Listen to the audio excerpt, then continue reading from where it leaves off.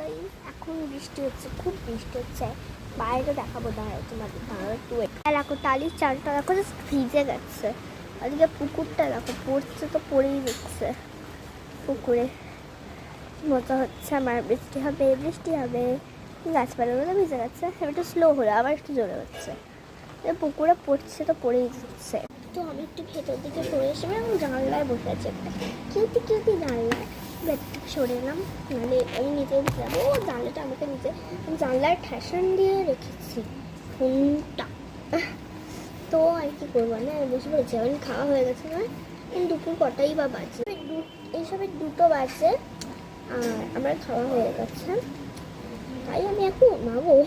তাই আমি এখন একটুখানি এখানে টাইম স্পেন্ড করবো, হ্যাঁ ঘুমিয়ে পড়বো।